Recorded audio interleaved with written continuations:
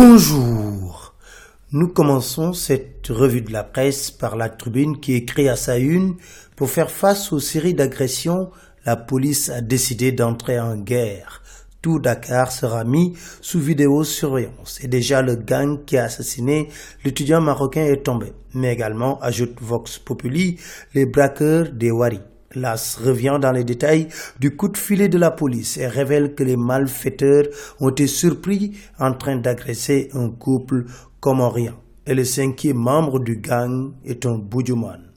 L'Observateur nous parle de l'arrestation musclée d'un sanguinaire présenté comme ennemi public du nom de Tchalé. Il a eu des échanges de coups de feu entre Tchalé et les policiers, las de préciser que les balles n'atteignaient pas Tchalé et déviaient de leur trajectoire à 100 mètres.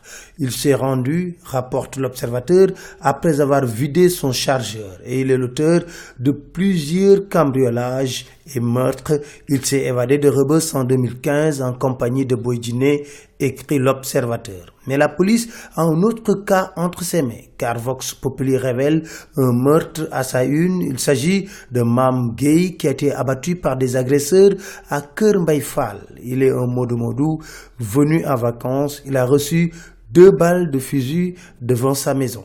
Législative 2017, le directeur général des élections réagit sur les accusations de fraude portées par Manko Wattu Sénégal. Dans le quotidien, il déclare: l'opposition doit fournir des preuves.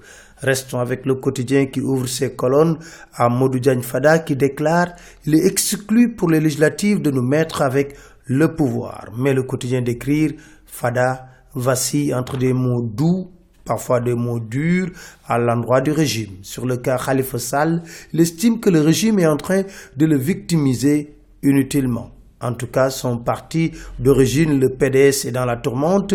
Dans Vox Populi, Farba Senghor confirme la réunion d'avant-hier nuit tenue par les authentiques PDS et déclare: le PDS est en péril, il faut le sauver, avant de lancer une violente diatribe contre Omar Sarr et son clan. Dans l'Observateur, le comité directeur promet de statuer sur le cas des frondeurs, mais pour Moussa Diaw, chercheur en sciences politiques, Wade ne peut pas ne pas être au courant de cette fronde.